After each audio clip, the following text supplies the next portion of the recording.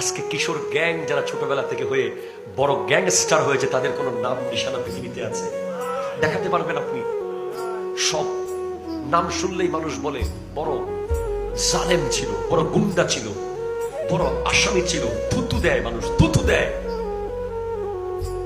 আর আপনি যদি কিশোর গ্যাং না করে গাউসিয়া কমিটি বাংলাদেশের সদস্য হয়ে যান, অথবা এই এলাকার কোন মানবিক সংগঠনের সদস্য হন, রাতের 3টা বাজে একজন নারীও একা আপনাকে বিপদে ডাকার জন্য যদি সেই সেফটি, সেই কমফোর্ট জোন আপনি দিতে পারেন, তবেই তো ইমানদার। এখন তো মানুষ মরে গেলেও আপনাকে ডাকবে না, ঠিক কিনা কথা বলেন? আপনাকে দেখলে মানুষ ভয় পাবে।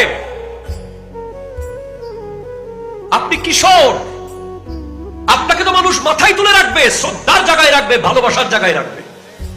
আপনাকে দেখে আছেন মানুষ মুখ ফিরিয়ে ফেলে। শুধু আপনি না, আপনার কারণে আপনার বাবার অসম্মান হচ্ছে, আপনার দাদার অসম্মান হচ্ছে। আপনার বাপ বিদেশে ওই 20 তলা বিল্ডিং এর ছাদে ইলেকট্রিকের কাজ করে, আপনার বাবা না খেয়ে না দে সেখানে প্রতিদিন ভয়ঙ্কর দিন কাটায়, আর আপনি এখানে গ্যাং হয়েছেন। উনি যদি জানতে পারে, ও তো সুইসাইড করবে।